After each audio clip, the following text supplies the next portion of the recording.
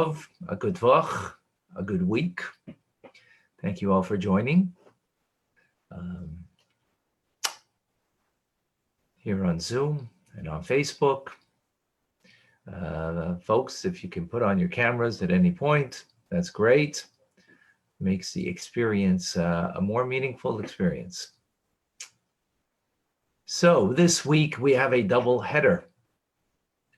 Parsha Maasei in two parshas, and with it we conclude the book of Bamidbar, the fourth book. Chazak, v'nis chazek, strengthened, strong, we will be strengthened.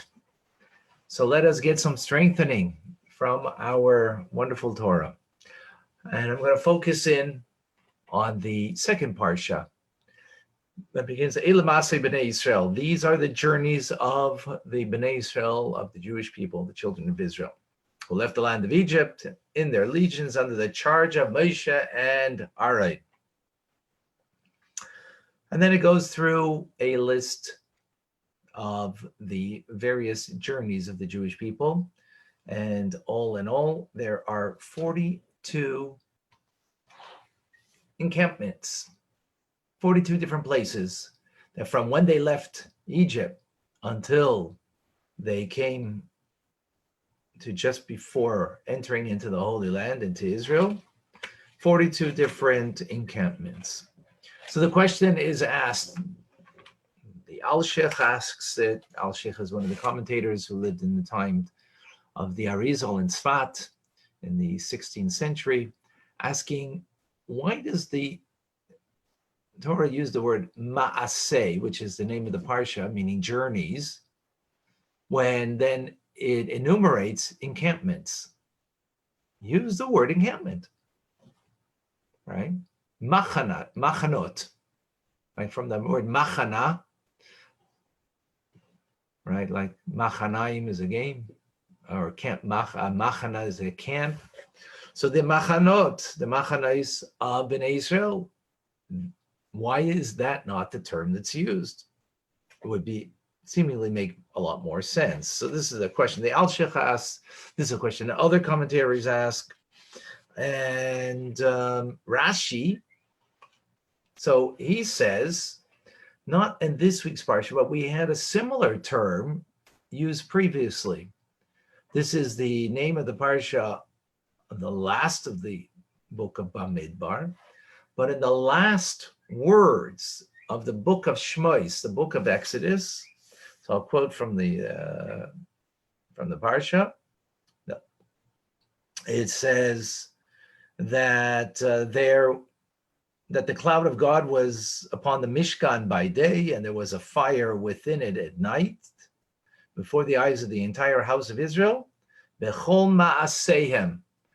And with those words, Bechol ma'aseihem, we say chazak, v'nis chazek, right? Because we ended the book of Exodus. And what is Bechol ma'aseihem? In all of their journeys. In all of their journeys. So Rashi there explains that the word journeys is making reference to encampments. They're somewhat they're interchangeable, even though it wasn't about their journeys, it was about their particular encampments in the desert. Nonetheless, when we use the term journey, it is a reference to the encampments, and it's sort of an interchangeable term. This is what Rashi says. Now, okay, so that gives us an understanding that maybe on a simple level, there isn't a question here of the term Maasei, journeys of the Jewish people, rather the encampments, because Rashi comes to explain the simple meaning of the text. Okay, so we get that. But that doesn't explain why does the Torah specifically use that term. It could have used the word machana, machanais, machanaim. Could have used that term, but it didn't. Obviously, it wants to convey a message. As we know, the Torah is an eternal message for us. So we need to know what the specific message is. Furthermore, let's go back to the term.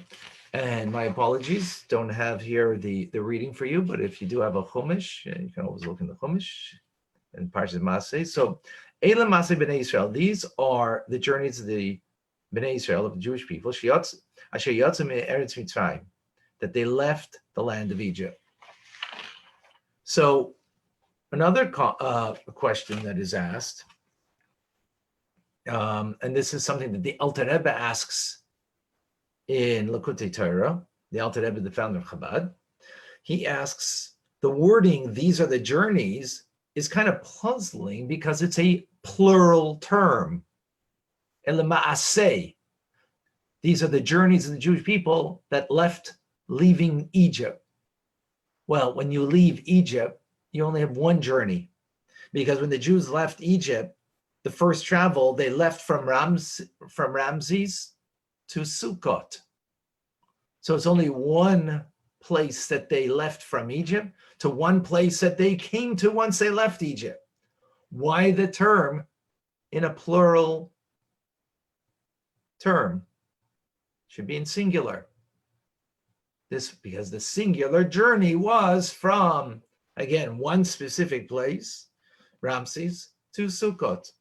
This is what the Alter Rebbe asks in Likutei Torah. So we have two questions we want to answer. Why does the verse say journeys instead of encampments? And why is it in the plural form journeys when it's in reference to the journey that leaving Egypt?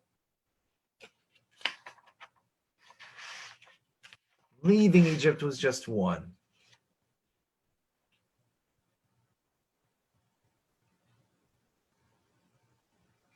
Even though the Torah does delineate 42 encampments thereafter, but the verse, and you know, we need to be exacting, of course, everything in the Torah. The verse says, these are the journeys of the children of Israel who left the land of Egypt in their legions under the charge of Moshe and Aaron. So it's only speaking about where they left from. It's not even speaking about where they're going to. That there's a destination that they're leading to.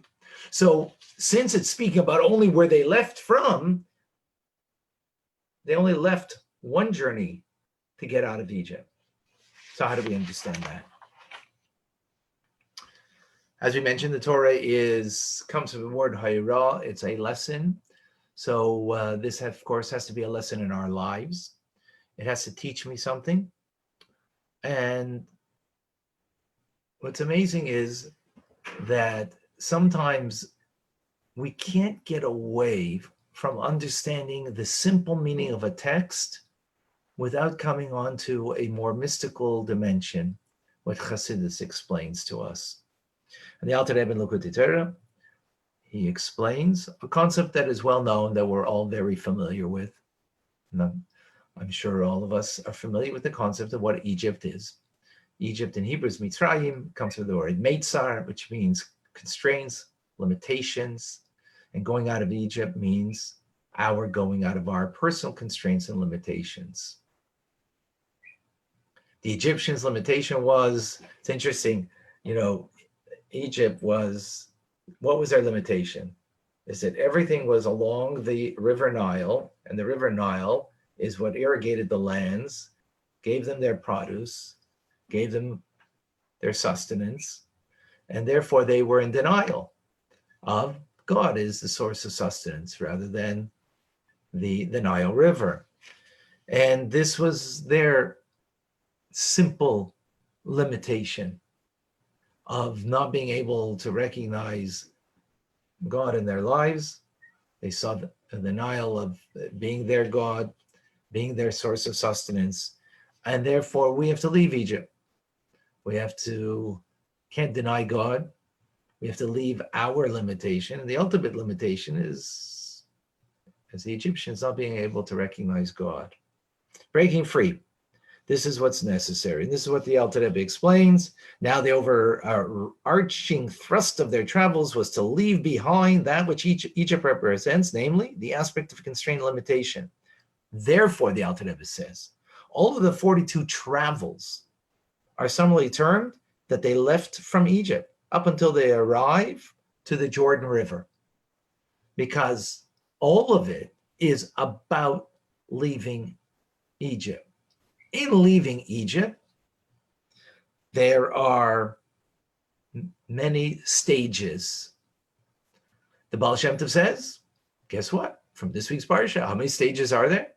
42. Because there are 42 encampments, 42 rather journeys leaving Egypt. Each one is a different layer upon layer of more and more leaving the constraints and limitations that each and every one of us have until we come to the promised land. Then we come to the Jordan River, ready to cross over to the Holy Land. And this is what the Baal Shem Tov says. So I'm quoting here from the Degel Machne Ephraim. He says, I heard from my holy grandfather, the Ramesha Chaim Ephraim of Sudlik. So he says that his grandfather, the Baal Shem Tov, that he heard from him that the person experiences these 42 journeys in their personal life from the day that a person is born until the day that they die. So we are constantly leaving Egypt. Now, what those 42 journeys are and what that means, I must say I don't know, and I'm not certain that if it says somewhere. I didn't find it. I have to look harder. But whatever it is, there are 42 journeys for us from the day that we're born until we finish our journey here in life in this world. The Tzemach Tzedek, the third Lubavitcher Rebbe, says actually those journeys are not just a lifetime of journeys, but every day is like a lifetime. Every day there is 42 different constraints and limitations that we have in our life that we need to get beyond. And this is what the Jewish people did. And their travel from Egypt to the Promised Land, 42 stages, journeys that we have every day. Again, what that means specifically, honestly, I have to look up at the Tzemach Tzedek, and I'm not certain what it states there. I don't know if there is any details there in what that means on a specific day. But that's what it is. What on a simple level, really what it means is whatever we accomplished this morning, that was great. But now it became my Egypt. It became my constraint, my limitation. It means there's more I can get above and beyond and reach beyond the previous stage in my life. And this is what the unique concept over here. In other words, the Rebbe explains in a Sikha that the ideal mode of a person and how they have to think about their lives is that we're constant movement. We're always traveling. We're always on a journey. We're constantly moving. We should not be stagnant and mobile. Therefore, the verse in this week's Parsha, even though it's speaking about the encampments of the Jewish people, encampments means you're stagnant, you're immobile, you're not going anywhere. Even when you are sitting in one place, that doesn't mean you're stagnant. That doesn't mean you're not growing. We're not upperly mobile. We're journeying from one level to the next level, getting beyond our limitations. I don't know if this means that we have 42 opportunities during the day where we can grow from level to level. If that's what it means, different things that happen, I'm not certain. But the concept over here is clear, that we need to constantly be growing wherever and whatever we're engaged in throughout our day. And whatever we accomplished, the human nature, and this is something that from the Rebbe I saw very clearly, whatever was accomplished, the Rebbe didn't even take the moment to take the pleasure of that accomplishment. Take the pleasure in what you accomplished in that thing, whatever it was, a big thing, small thing, whatever it was. What was important? Moving on to the next journey, to the next level, to the next accomplishment. Never having that sense of self-satisfaction, because that would be the encampment, not the journey. That would be the, not engaging and moving to the next level. So that's something that, I always sense in the Rebbe. By the way, to put this in proper context and perspective, that doesn't mean that someone else who accomplishes something that we shouldn't give them kudos, or whatever, thanking them for whatever that they're engaged in, that they accomplished. Absolutely, we should. Talking about for ourselves, our journey in life, someone else's journey, we need to strengthen them. We need to, bring to light whatever we can, and hope that that we have given them the strength, added strength in their lives. But for ourselves, what's the difference between encampment? We always are looking to come to a place where we can, comfortable. Now I'm comfortable. Now I can relax. I finished with the rabbi. He gave his class. Now I could sit back and just, take a breather and enjoy. I'm talking to myself, by the way, not to you. So talking totally to myself. Just, I could relax now. I did my good deed for the day, or even 10 good deeds for the day. No. There's 42 of them. It seems like whatever we accomplish, we want to arrive to a place where we can sort of take a breath. And encampment means the comfort of the encampment. What is the Parsha telling us? What is the Rebbe teaching us? No. We're on a journey.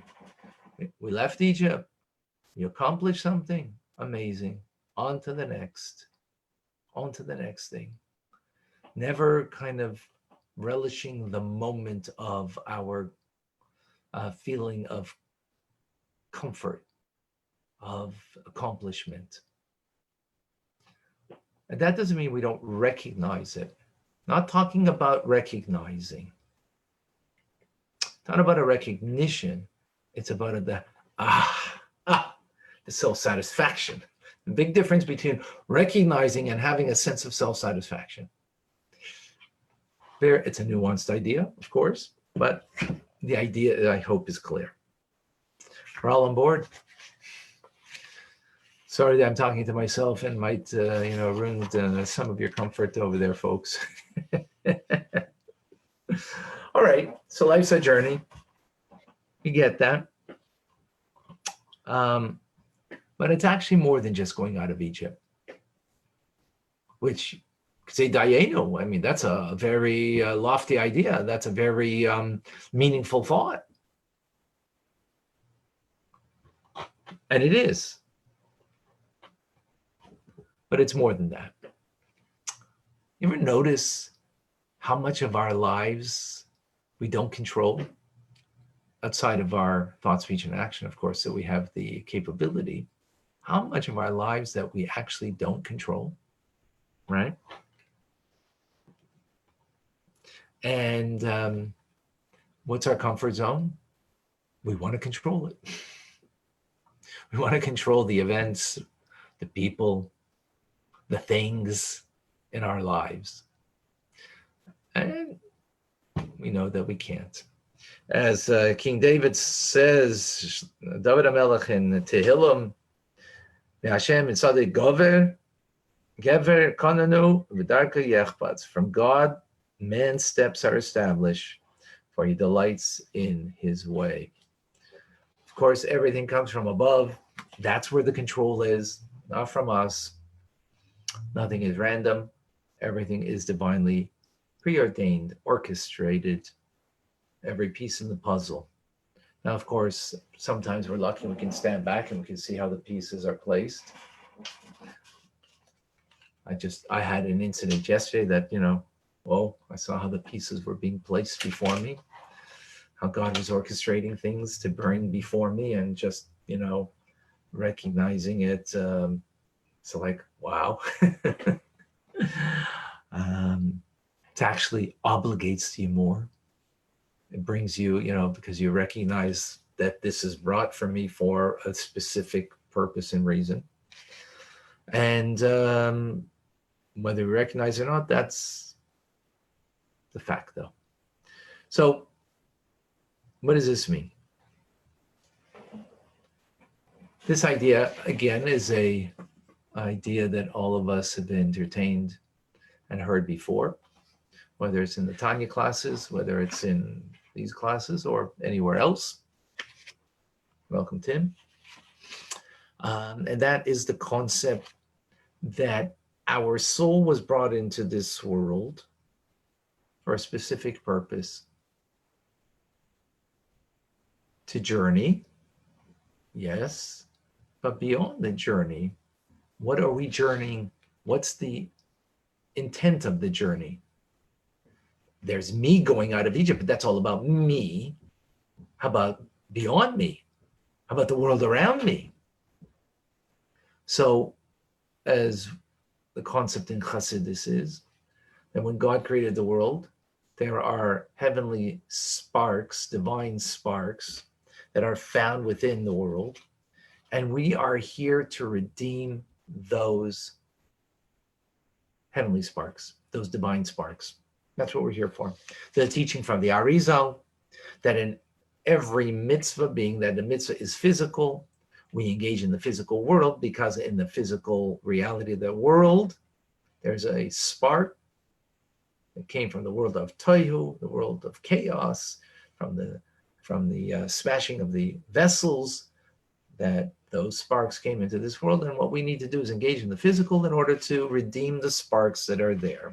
So whether putting on a pair of tefillin, or shaking a lulav esrog, or eating something that is kosher, in that physical reality, there's a spark of God that animates it, and we're redeeming it. It's the teachings of the Arizal, right?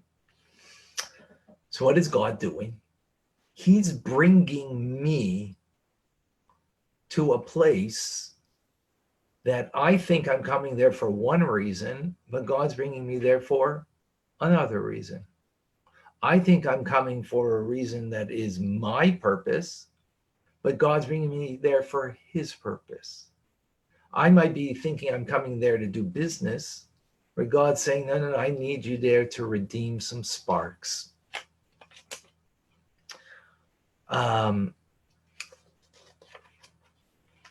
And that's how we interact with the world. God is bringing us to those places. It's a beautiful story that's told of the Rebbe Rashab. The Rebbe Rashab was eating some meat in his plate, and he was trying to take the fork and to put it into the meat, and it kept on slipping on. Kept on slipping. Finally, he pours down the fork and he says, "No, sevil sachnich. It doesn't want." A meatball doesn't want. A meatball has a will of its own. No, it wasn't me. In other words, there's a spark of God that's there. The spark of God didn't want to be elevated, wasn't ready to be elevated. So he left it. So it wasn't going to be elevated for whatever reason. It says about the righteous, God doesn't bring their footsteps where they need to go. They take their footsteps where they need to go, because they know that they need to go to this place in order to redeem the sparks of God that are there, that are in exile, hidden there. We don't know.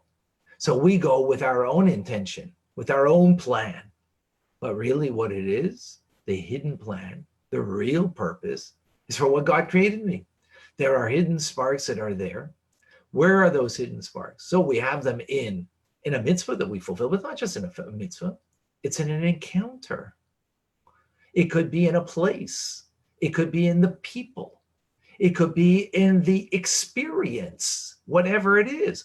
All of that is being animated by God, meaning there's a spark of God that's animating this thing, this experience, this engagement with another person. And it's meant for a purpose, for me to redeem those sparks.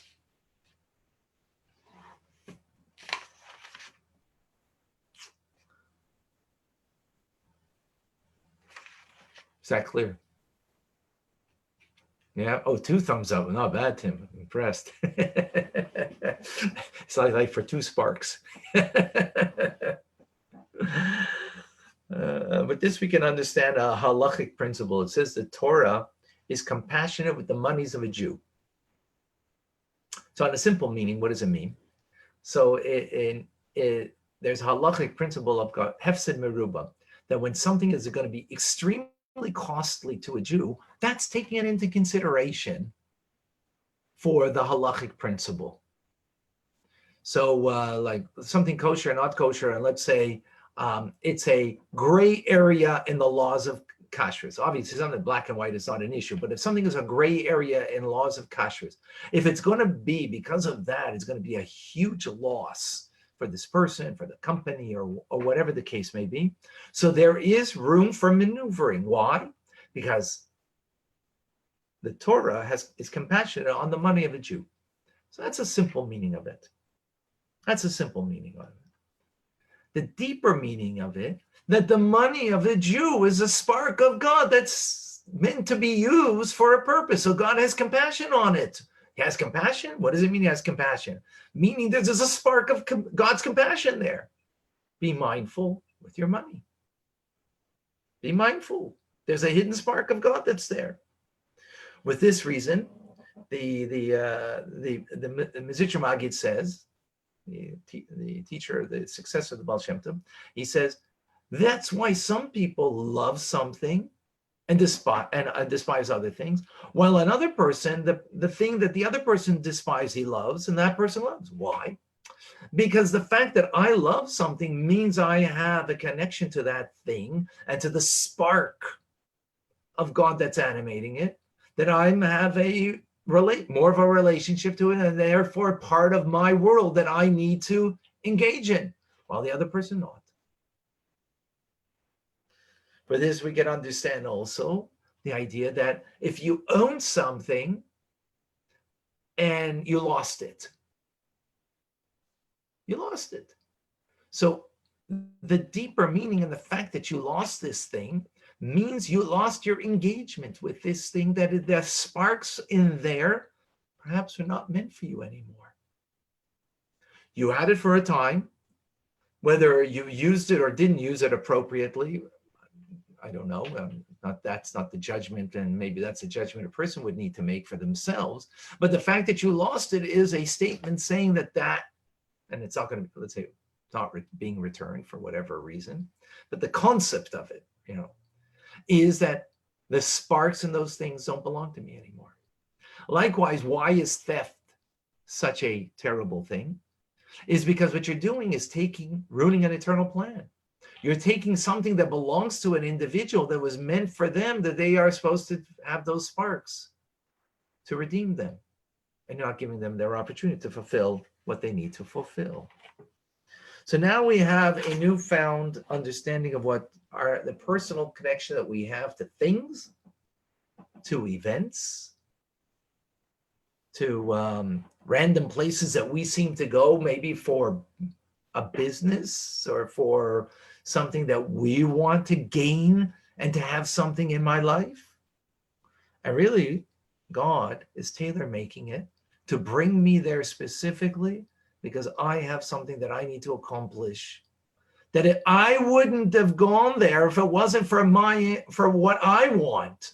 I wanted to go there for a business deal.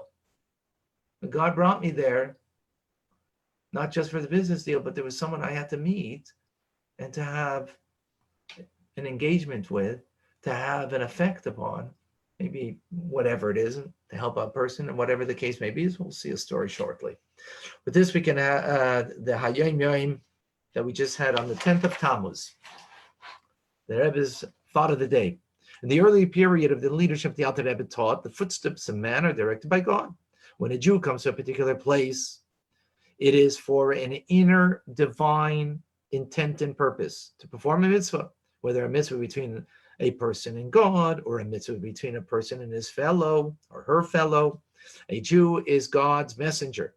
Wherever a messenger may be, it represents the power of the one who sent him, the superior quality that souls possess, higher than angels, who are also messengers, is that souls are messengers by virtue of Torah.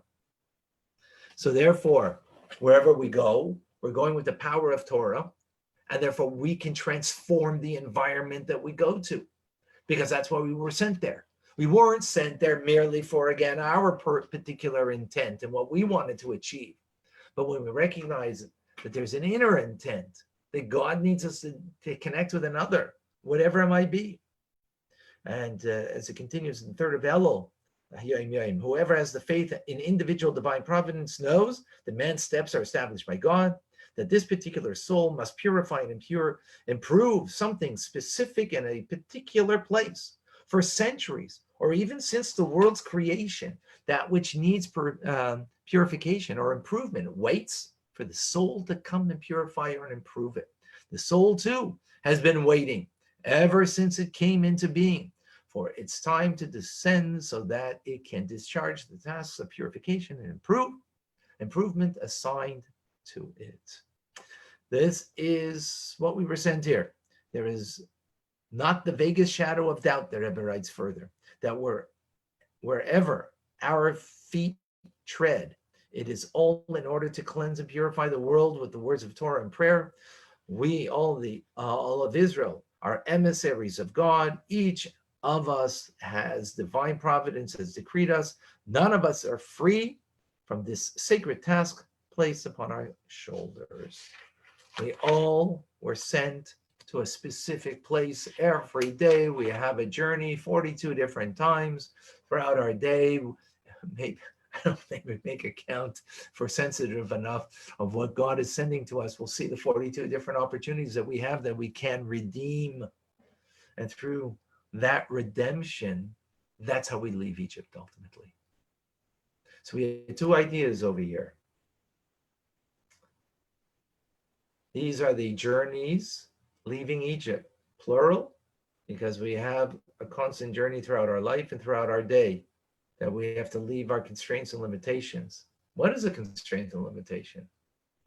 The constraint and the limitation is that when I go through my day, I am doing things with my purpose in mind. And of course, you got to do that. That's why you're doing business. That's why you go to work. You're going to work, and if you're an accountant, then you got to do the books. If you're a doctor, then you got to heal this individual, and you've got to do and dutifully do what you're doing. At the same time, you have to understand there's an inner intent here. God is bringing us not merely that we can do our job as we need to do a job, and even if it's healing as a doctor, this is a deeper idea, because the healing might not be merely the physical healing. There might be something much more deeper here. If we recognize that we're emissaries of God and God is bringing my footsteps here because there's some kind of mitzvah that I have to do in my connection with this individual or with this encounter, this event, or whatever it is, then I'm going to look for. I'm going to look for the message that I, as a messenger of God, that I have to fulfill here. Not just what I need to do because that's my idea. That's then not leaving Egypt. That's my constraint. That's my limitation. That's who I am. I'm a doctor. So that's what I do. I didn't leave Egypt because there's no awareness that God brought you here maybe for his reason, as his messenger. Of course, as a healer, you're a messenger. But again, that's not leaving your constraint, your limitation. That's not leaving Egypt. Leaving Egypt over here is that recognition. This I'm going to conclude with a beautiful story. I've told it before, perhaps you've heard it before. Rebbe's wife, our dear Rebbetzin, Shalom, Chaim Rebbe's wife, so that had someone who Baruch, um, Baruch Chesed, no, that's his brother. Except with his brother, Chesed Halberstam used to help the Rebbetzin and was there in the house, dealing with her for 18 years, from 1970 to 1988 when she passed away, and would take her for appointments. The Rebbe wanted that she should get out every day, so he would take her, and they had a routine that they would go to a specific place in a park, and sometimes he would take his younger child, and that she would get out and whatnot. So one time they were traveling, he was driving, and the regular route that they took was blocked, and so they had to take a roundabout way. And as they're going on a street that they normally wouldn't take, they hear a scream in Russian. A woman is screaming very, with a great angst. And they pass, and so the Rebbe says, can you back up and go back and see what's going on over there? So he backs up and he sees that there's a truck, actually a city truck, that movers that are there, and so go find out what's happening. So he goes and finds out that this family, seemingly a Russian family, was being evicted from their home because they hadn't paid the rent for several months. So he says, find out how much they owe. So he goes and finds out. He didn't realize where this is going at all, and so he goes out and finds out to the city workers, and says, it comes back, it says $6,700 they owe in back rent. She takes out a checkbook and she writes out a check for $6,700 and said, ask them if they will accept this and bring back their goods into the home and allow them to return. And do it quietly, that the family doesn't know, the woman doesn't know what's going on. So he goes back. And they said, fine, they'll accept it. They made a phone call to the bank and secured that the money was there. They brought everything back, and they speedily left without letting the woman know what had happened. He was like, beyond, what's going on over here? Why? So when they came to the park, you see, had the the chutzpah to ask her, Evanson, well, why did you do that? So I'll tell you, when I was a young girl, my father was previous Rebbe, once was when I was he took me a walk in the park, and he sat me down on a bench, and he started to speak to me about divine providence, shkacha pratis. And he says that especially when things happen in your life that are out of the routine, that is a divine message, a clear message that God has guided you in a different path. Your regular routine is your regular routine. Even then is, but specifically when it's out of your routine, and it's not the usual way, that's a divine message that God is sending to you. Well, when today we had going out of our regular routine, the way we normally would drive, and went down the street and then heard the scream, it reminded me of that story of my father when I was a little girl. That's when I told you, please back up. And then, of course, I knew that this was meant for me. And therefore, I knew that I had to help in any way that I could. And I was able to help, so I helped. That's our Rebbetzin, of course. And that's the lesson in our lives that we learn, the journeys of going out of Egypt, going out of our restraints and constriction. We can just see the out of the routine is, just another way for me to get where I need to go and want to go and what I want to accomplish and so on. God should give us the ears to hear and the eyes to see that really God's providence is there with us at all times, and that he is escorting us to a place where there are those sparks that need to be redeemed. Something needs to be accomplished, something I need to fulfill, I need to do, that if I wasn't doing it, those sparks would not be redeemed. Any questions, folks? Clear?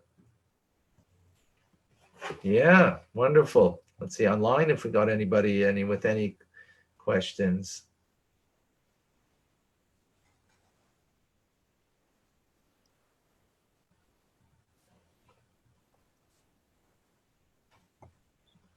guess not. Everybody seems to be a-okay. 1 second.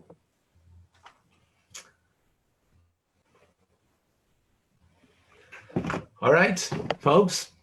Shavua Agad tov. Shavua Tov. Thank Thank you you. all for joining. Thank you. We should all live with the lesson that will make our week a different week and our accomplishments different accomplishments. And, we should accomplish. And in our accomplishments, recognize that there's the next journey that I need to accomplish. Thank you. And Goodbye. to go above and beyond. Pleasure. Thank you. Amen. Be well. Amen. Thank you, everybody. Be well. You. Amen.